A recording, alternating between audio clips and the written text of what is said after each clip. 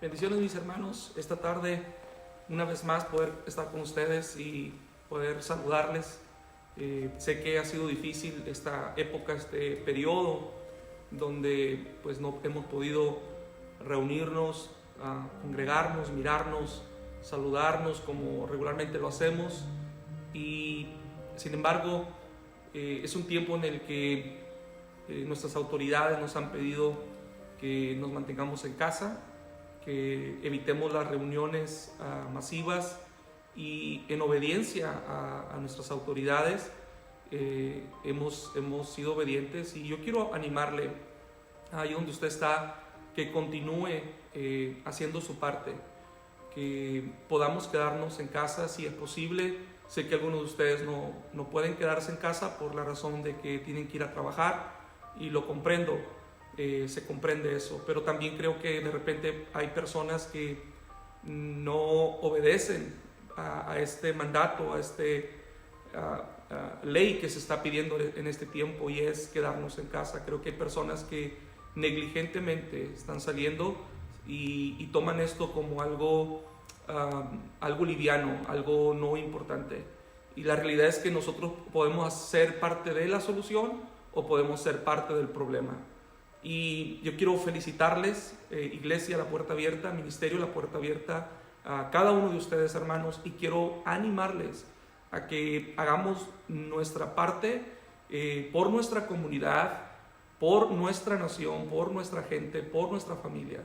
Ahí donde usted está, cuídese, tratemos lo menos posible de salir y quedarnos en casa.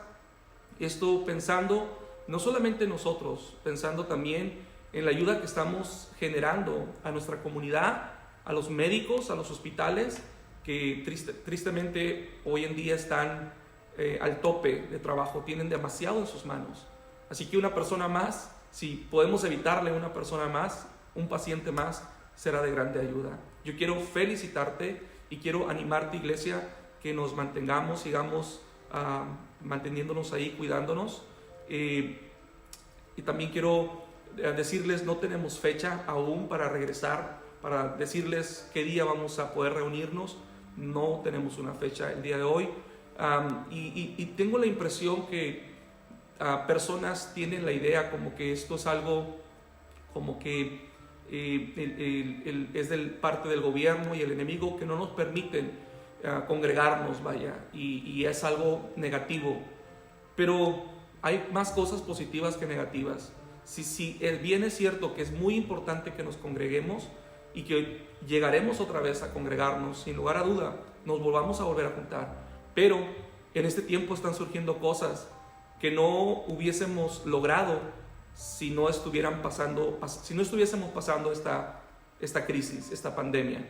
Y una de ellas es que hemos proclamado el Evangelio de Jesucristo como nunca.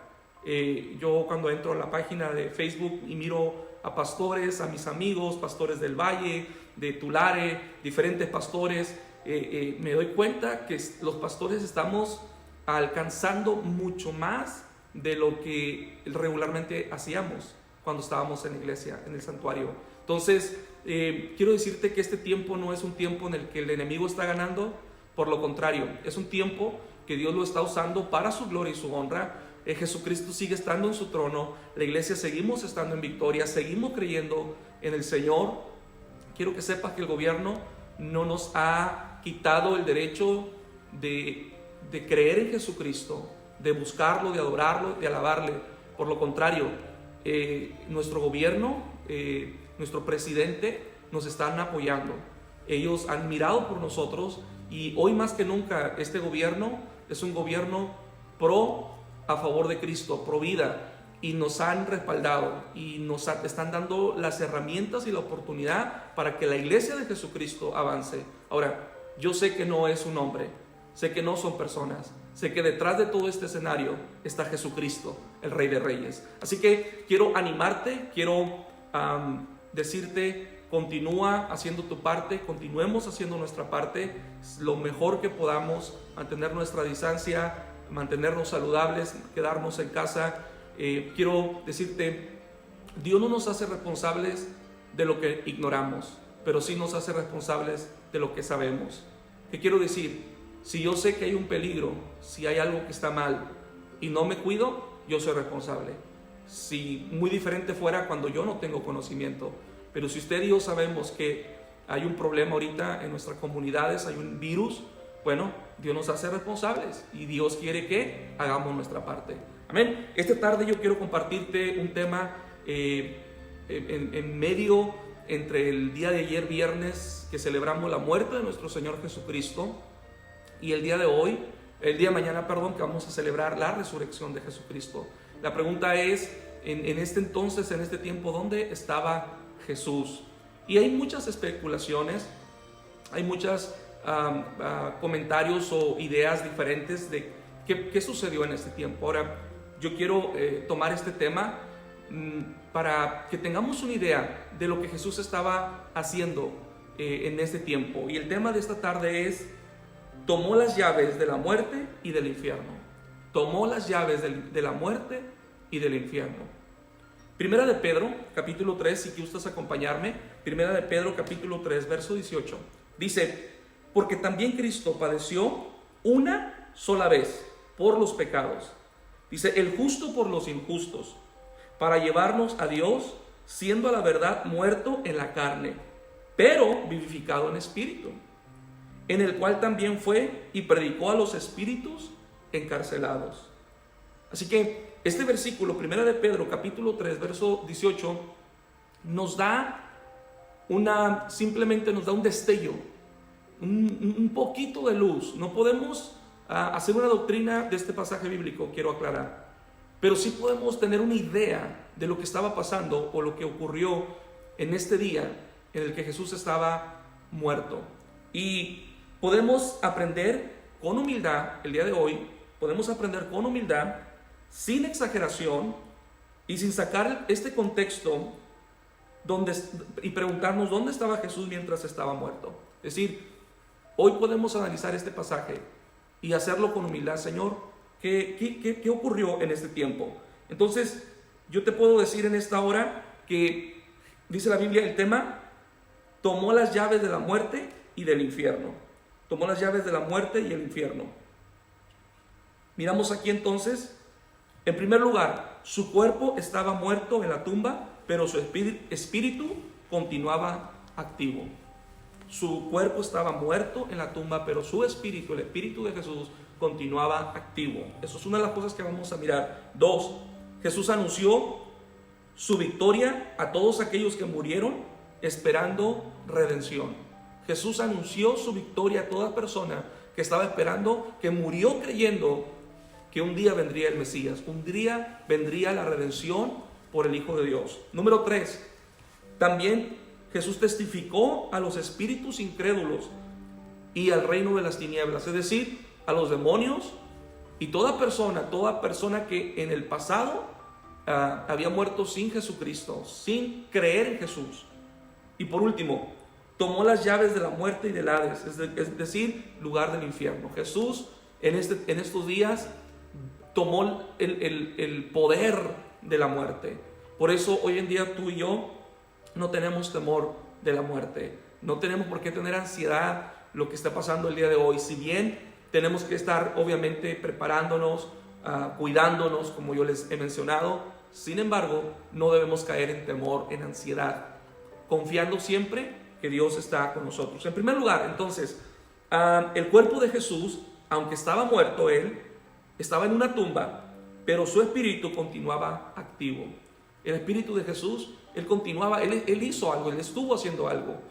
Y lo miramos aquí porque en este pasaje bíblico, cómo es que dice que en ese tiempo Jesús fue y predicó a los espíritus que estaban encarcelados. La muerte no es el fin de la humanidad. Existe vida después de la muerte. Hay personas que tienen la idea, que tienen la duda y piensan, después de la muerte todo termina. Alguien preguntó un día, ¿qué ocurre después de la muerte? ¿Qué viene después de la muerte? Pues todo se acaba, todo se termina. La realidad es que no es así. Después de la muerte continúa la vida. Hay vida después de la muerte. La muerte simplemente es una separación entre la vida terrenal y la vida eterna. La muerte es una separación simplemente entre lo natural a lo eterno. Así que aquí miramos, una de las cosas que vemos es que después de que Jesús muere, esto no significa que Él terminó, quedó ahí, su historia terminó, no. Pero Él continúa teniendo vida y Él continuaba haciendo cosas.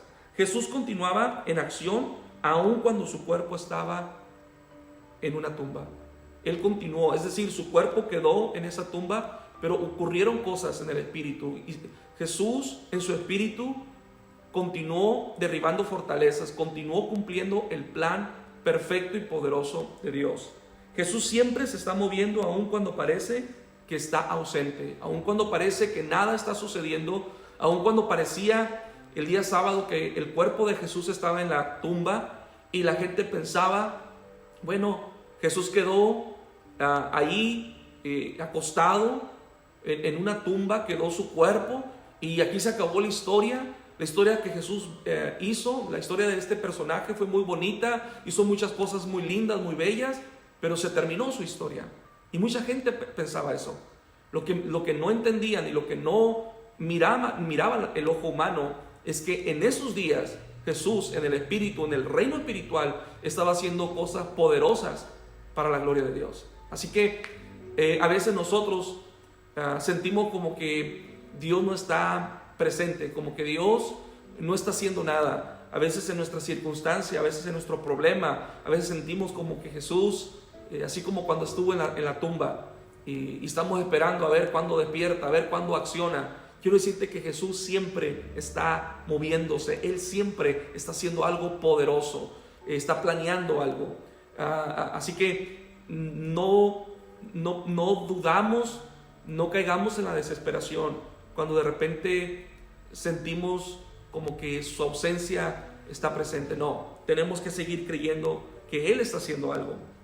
Otra de las cosas que miramos en este pasaje bíblico que leía, dice que anunció su victoria a todos aquellos que murieron esperando su redención. Jesús, una de las cosas que la muerte de Jesús hizo es anunciarle a aquellos que habían muerto con esperanza de ser redimidos por Jesucristo. Muchos hombres y mujeres murieron con su fe, creyendo que un día serían levantados. Por su fe en Dios, por su fe en Cristo, que aunque no había muerto todavía, pero ellos, dice, creyeron la promesa de Dios. La salvación de los justos no se limita a una salvación temporal o terrenal.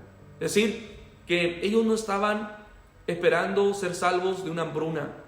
Ellos no solamente vivieron poniendo su fe y diciendo, Señor, sálvanos de esta pandemia, Señor, sálvanos de esta hambruna, sálvanos de esta crisis. No, su fe estaba puesta más allá, a una salvación más grande.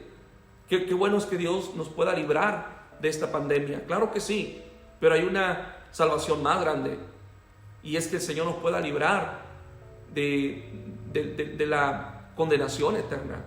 Así que los santos, los justos murieron creyendo que en Jesucristo había esperanza. Y hay un pasaje bíblico en Hebreos capítulo 11 verso 24 y habla de un personaje muy importante en la Biblia. Este personaje, Moisés, dice la palabra que él creyó a Dios, y Hebreos 11 24 dice: por la fe Moisés, es hecho ya grande, dice, rehusó llamarse hijo de la hija de Faraón, escogiendo antes ser maltratado con el pueblo de Dios que gozar de los deleites temporales del pecado. Verso 26 dice: teniendo por mayores riquezas el vituperio de Cristo que los tesoros de los egipcios, porque tenía puesta su mirada en el galardón. Fíjese, Moisés, quien había existido cientos y miles de años atrás, antes de Jesús, él declara, estas palabras, el autor de Hebreos declara estas palabras por Moisés, y dice: Moisés, aunque merecía tener toda la comodidad, todas las riquezas, porque vivía en el palacio de Faraón, y en aquel tiempo el imperio más poderoso era el imperio de Egipto, pero dice, él rehusó, él renunció a las riquezas temporales, a las riquezas de esta tierra, Porque dice, porque esperaba, puso su mirada en una mayor riqueza, dice, el vituperio de Cristo. Es decir, el sacrificio de Jesús, su expiación, su crucifixión, que a través de su muerte Moisés estaba esperando. Yo renuncio a lo terrenal, renuncio a lo que este mundo me puede dar, porque yo quiero una riqueza más grande, y es la riqueza que puede dar la persona de Jesucristo por su muerte. Quiero decirte, no hay riqueza más grande, más poderosa que tener a Jesucristo, que tener la salvación que Jesús da, porque esta es vida eterna. Qué maravilloso. Dice que Él puso su mirada en el galardón, es decir, servimos a un Dios que recompensa, a un Dios que bendice, a un Dios que tiene bendiciones para aquellos que confían y creen en Él. Y una de las cosas que miramos aquí y que yo puedo mirar en lo personal es que cuando Jesucristo muere, aquellos que habían muerto antes reciben la noticia. Hey, Moisés, Elías, Enoc y todos aquellos hombres, mujeres y hombres justos recibieron la noticia, escucharon: Abraham, Jesucristo ya murió. Porque murieron, todos ellos murieron creyendo en el vituperio de Jesucristo, es decir, en su sacrificio, que por su sacrificio ellos serían redimidos. Así que ellos creyeron esta verdad. Así que ellos murieron con esta esperanza, y cuando Cristo muere, y en estos días ellos pueden recibir la noticia que estaban esperando: Jesús ya murió, ya se cumplió, ya llevó a cabo aquello de lo que nos habían prometido, y Jesucristo ha cumplido su parte.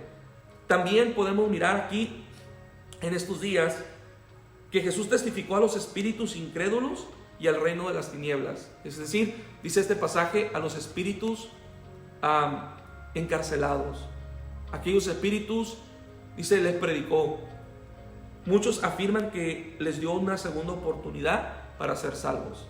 Muchos dicen que cuando fue y les predicó a estos espíritus, algunos mencionan, porque no aclara, la Biblia no dice claramente si está hablando de personas que murieron con incredulidad, que no recibieron a Dios, o está hablando de demonios, de los ángeles caídos. Lo que sí está diciendo, espíritus encarcelados, y pueden ser ambos o uno de los dos. La cuestión aquí es esta: muchos creen que les fue y les predicó para que fueran salvos. La realidad es que no hay salvación después de la muerte. La decisión de ser salvo, de recibir a Cristo, es una decisión que se hace en vida. De ahí que tristemente muchas tradiciones enseñan, religiones, que una persona después que muere se le pueden hacer muchas oraciones, rezos y diferentes cosas con el propósito de transportarlo, de trasladarlo o de ayudarle para que llegue al cielo. Vaya, no es así. La decisión de dónde estará tu vida es una decisión que se toma en vida, hoy. No, una vez que la persona muere, es demasiado tarde. La persona tiene la oportunidad. Por eso Jesús dijo: hoy es el día de salvación. Me da tristeza cuando yo escucho personas que planean, hacen su plan con toda buena intención, porque quieren hacer rezos por su familiar querido, y la intención es poderlo ayudar para que llegue al cielo. Dios nunca nos enseña en su palabra que este es el medio para poder entrar al cielo. La única forma para poder entrar al cielo es haber recibido a Jesucristo en vida. Por eso hoy que tenemos vida, este es el día de recibir al Señor, de tenerlo en mi corazón, porque una vez muerto es demasiado tarde. Hay una historia en Mateo capítulo 16, verso 23. Mateo 16, 23. Hay una historia ahí de un hombre llamado Lázaro. Un hombre llamado Lázaro, un mendigo, un pobre, un menesteroso, un hombre necesitado. Dice la palabra que este hombre todos los días estaba a la puerta de un hombre rico pidiendo limosna. Pero aquel hombre rico era un hombre duro, malvado. Dice la palabra que aquel hombre mendigo suplicaba por pan, por comida. Pero aquel hombre rico, su corazón era tan duro que lo menospreciaba, que el día que murió probablemente dijo: qué bueno que ya se murió, era un estorbo, nada más nos hacía que aquí la comunidad se mirara mal. Qué bueno que ya falleció este hombre. Y dice la Biblia que cuando Lázaro muere, al tiempo también muere este hombre rico. Y ambos mueren. Y la palabra dice que ambos, a Lázaro, este hombre, fue llevado al seno de Abraham, al paraíso. Dice que estando ahí, también murió el rico. Y cuando el rico muere, fue llevado al Hades, al lugar de tormento. Jesús habla de esta historia. No era una parábola, era una historia real. Jesús está hablando de algo que estaba pasando después de la muerte. Dice que Lázaro es llevado al seno de Abraham, pero el rico fue llevado al Hades.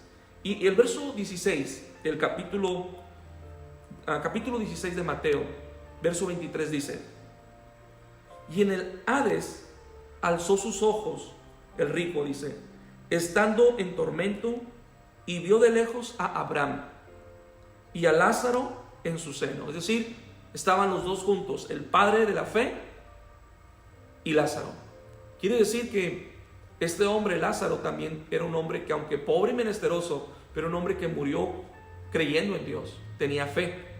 Quiero que entiendas que no fue al cielo por pobre, no fue al paraíso, al lugar donde estaba Abraham, por pobre. Fue porque tenía fe, porque Abraham si algo lo justificó a él, fue su fe en Dios.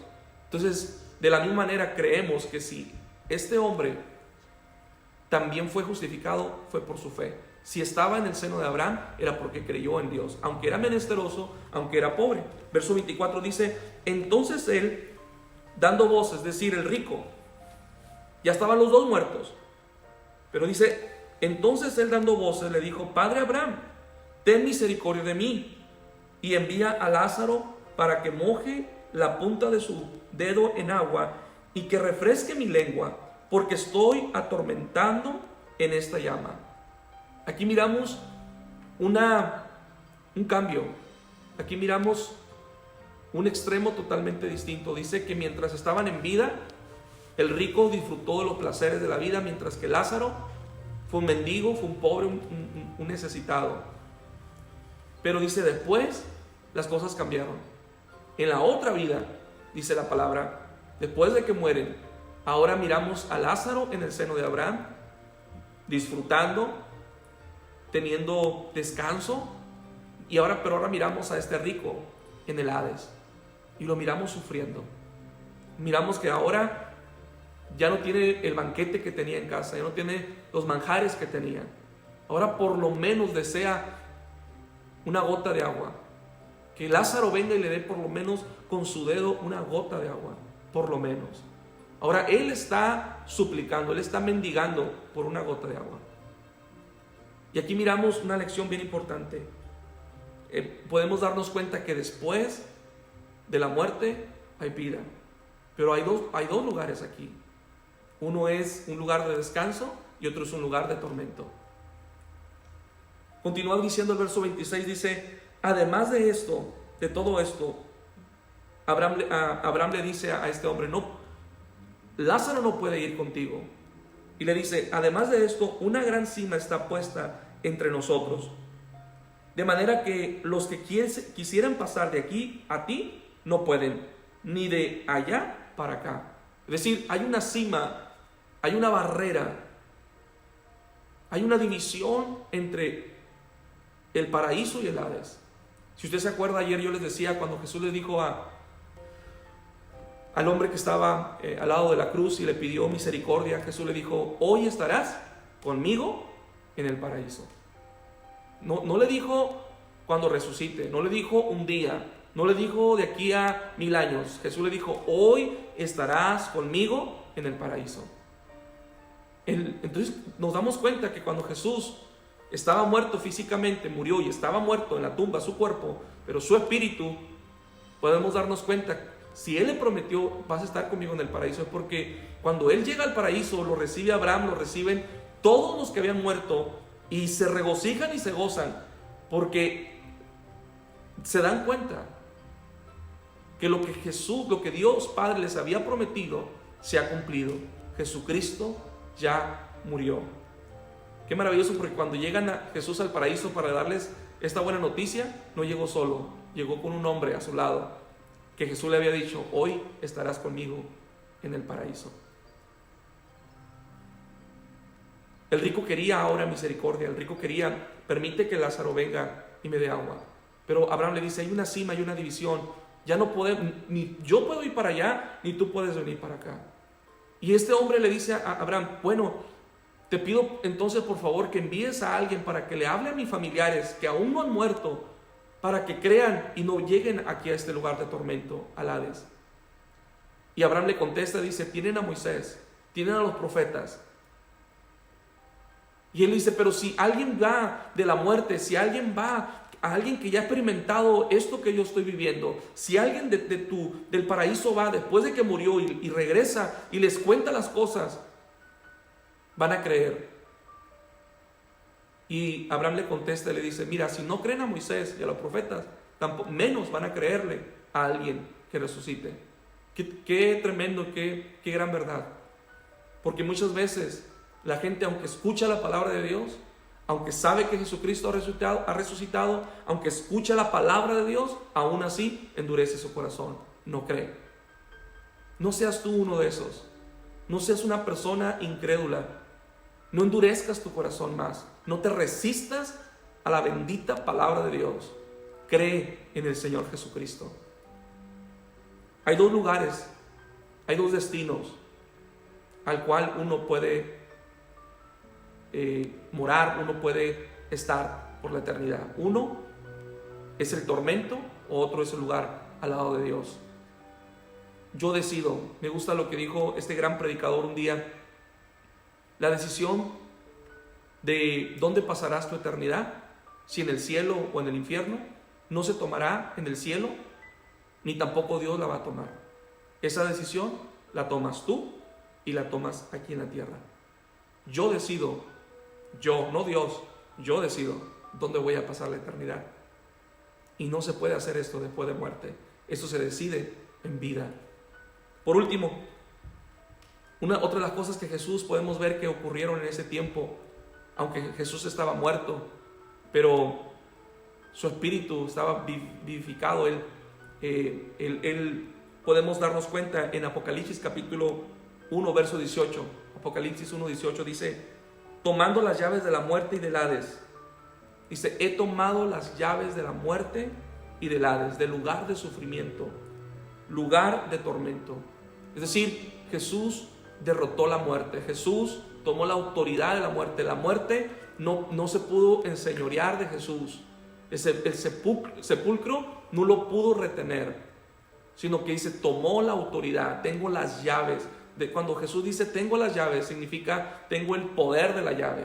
Yo tengo toda la autoridad de la muerte. Así que aquellos que hemos creído en Jesucristo, sabemos que la muerte no nos puede separar de Dios. Sabemos que la muerte no es el final de nuestras vidas. Simplemente alguien dijo que es la puerta delantera al reino de los cielos, a llegar al cielo, al estar con el Señor. Así que Él tiene las llaves de la muerte y del Hades. Existe un lugar de tormento diseñado para Satanás y sus demonios. Quiero decirte que este lugar de tormento es real. Tristemente hoy en día muchas personas, predicadores, no les gusta hablar de este lugar del infierno. No nos gusta, porque asusta a la gente tal vez ya no me van a seguir, ya no me van a poner like. Pero la realidad es que el infierno es un lugar real. Sería un mentiroso, sería alguien, no sería fiel a Dios si yo no te dijera esta realidad. El infierno existe y es real, pero el infierno fue diseñado para Satanás y sus demonios, para que ellos sufrieran ahí por su rebeldía. Este lugar en un principio ha sido diseñado para que ellos estén ahí, pero a ese lugar no solamente va a ir Satanás y sus demonios, lugar de tormento. Dice la Biblia que toda persona que no haya recibido a Jesucristo va a estar en ese lugar de sufrimiento. Y va a haber allí gente preparada, gente que confió en sus obras, gente que tal vez ante mis ojos fueron buenas, pero repito, la entrada al cielo no es por nuestras obras, es porque tenemos a Jesucristo en nuestro corazón, porque hemos rendido nuestra vida al Señor. Así que hay dos lugares. Uno de ellos es el lugar de tormento, lugar de sufrimiento, donde los demonios y Satanás van a pasar la eternidad. Toda persona que ha cometido una falta o un pecado, ese será su destino. Y la Biblia dice que todos hemos pecado, todos hemos fallado. Así que te voy a poner mi propio ejemplo. ¿Cuál era mi destino? ¿Hacia dónde me dirigía? Con todas mis buenas obras, siendo un hombre religioso, siendo un hombre piadoso, ¿hacia dónde me dirigía yo? Hacia el infierno. Creyendo y pensando que porque tenía una religión, porque tenía una doctrina, porque tenía una creencia, eso me calificaba para entrar al cielo. Tuve que entender que no son las cosas que yo hago, que en realidad es creer lo que Jesucristo hizo en la cruz del Calvario. Hoy, el día de hoy, yo creo que por su sangre yo he sido lavado y soy su hijo, y que tengo un destino eterno a su lado. Ya no tengo temor de la muerte. Hace unos meses les he compartido, falleció mi mamá, no hace ni un año que pasó esto. Y cuando venía manejando en el auto con mi hermano, mi esposa atrás, me traía dolor, obviamente, traía tristeza. De repente mi hermano lloraba, yo lloraba, de repente nos entraba en la nostalgia y empezábamos a llorar. Pero en medio de todo ese dolor había una esperanza en mí, había una tranquilidad en mí, porque yo sabía que mamá está en las manos de Dios y que un día yo la voy a volver a ver. Y había una paz en mi corazón que me decía el Espíritu Santo: hey, esto no es el fin, viene una vida después, y esa es la buena. Así que qué maravilloso es saber, qué maravilloso es tener esa convicción en el corazón de que mi vida está en las manos del Señor. Unos resucitarán para vida, dice la palabra, y otros para tormento eterno. Unos van a resucitar para vida un día, unos van a reinar con Jesucristo por siempre, y otros, dice la Biblia, van a tener que ir a este lugar de tormento. El lugar donde yo voy a pasar la eternidad, el lugar donde tú vas a pasar la eternidad, esa es tu decisión. Ahí no tiene que ver nada papá, mamá, tus hijos, tu esposo, tu esposa, nadie. Es una decisión personal. Cada uno de nosotros tiene que tomar esa decisión. Va a ser triste, va a ser doloroso, porque va a haber casos donde la mamá va a entrar, el papá va a entrar, los hijos van a entrar. Va a haber familias que no todos van a entrar, y tal vez ellos confiaban que porque tenían una religión eso los hacía que entraran. La realidad es que, repito, la entrada al cielo es recibiendo a Jesucristo en el corazón. Eso fue lo que conquistó Jesús en la cruz del Calvario. Los que reciben a Jesús como Señor no sufrirán daño de la segunda muerte. Aquellos que reciben a Jesucristo no van a sufrir daño. Jesús dijo: tengo las llaves de la muerte y del Hades, del sufrimiento. Tengo la autoridad, tengo el poder sobre ellas. Así que no tengo por qué tener temor de la muerte, lo que me está diciendo Jesús. No tengo por qué tener temor del infierno, porque mi vida está en Cristo. Conozco y tengo en mi vida al que tiene las llaves. Así que qué maravilloso este día es saber que aunque Jesús estaba muerto, en el reino espiritual, en el ámbito sobrenatural, cosas poderosas estaban ocurriendo. Había una transición, había una transferencia. Los demonios, dice la Biblia, el reino de las tinieblas fueron exhibidos, fueron avergonzados. El Señor los derrotó. Satanás, dice la palabra, fue puesto bajo nuestros pies. Aquellos redimidos, aquellos justos, aquellos santos que murieron creyendo esta esperanza, recibieron la noticia: cumplido está, terminada está la obra, vamos a casa, vamos a estar con nuestro Padre por toda la eternidad. Quiero decirte en esta hora, Jesucristo vino para darnos salvación. Ahí donde tú estás, yo quiero hacer una oración, y si tú no sientes esa convicción en tu corazón, no se trata de sentirse bien, no se trata de calmar tu conciencia, pero sí se trata de tener una seguridad en tu espíritu de que tú eres un hijo o una hija de Dios. Si tú no tienes esa convicción en tu vida, tú tienes que entregarle tu vida a Jesús. Dice la palabra que el Espíritu de Dios le da testimonio a mi espíritu que yo soy un hijo de Dios. Si tú no tienes ese testimonio de parte del Espíritu Santo, si tú no sientes esa paz, si te da temor en las noches, si piensas más en el infierno, si tienes una ansiedad, si no estás seguro dónde vas a pasar la eternidad, yo te quiero invitar este día. Entrégale tu corazón a Jesús. Y este día, si tú tan solo le crees al Señor y tomas esta decisión, tú puedes estar seguro que pase lo que pase el día de mañana, tu vida está segura en las manos de Cristo. Señor, te doy gracias, Padre.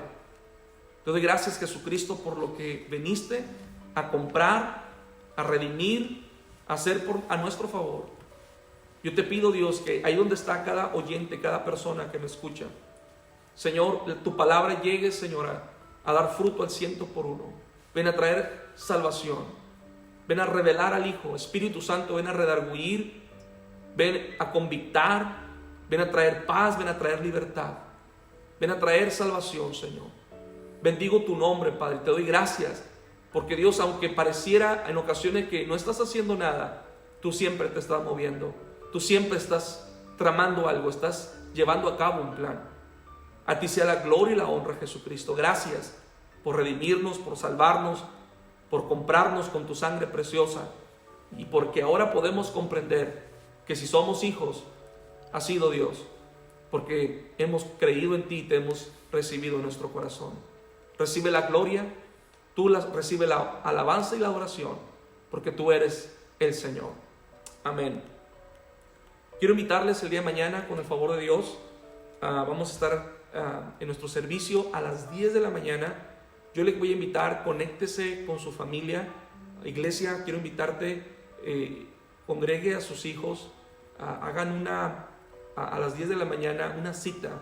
Hagan una cita a las 10 de la mañana.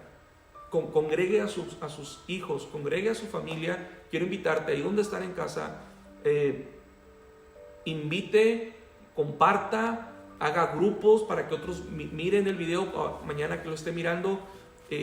Ayúdenos a poder propagar, a poder llevar este mensaje a otras personas. Así que quiero invitarte, iglesia, a la puerta abierta, especialmente que conecte a familiares. Este es un buen tiempo para que aquellas personas que tal vez nunca se atreverían a venir a la iglesia, bueno, ahora tal vez se animan a mirar la predicación, especialmente en este tiempo. Quiero invitarte el día de mañana a las 10 de la mañana. Va a estar con nosotros el Ministerio de Alabanza de la iglesia. Van a estar ministrando unas alabanzas, unos cantos, el grupo. Y a las 10 de la mañana vamos a estar aquí con el favor de Dios. Acompáñanos, te bendecimos, te damos gracias por continuar apoyándonos y estando con nosotros. Que Dios les bendiga. Bendiciones.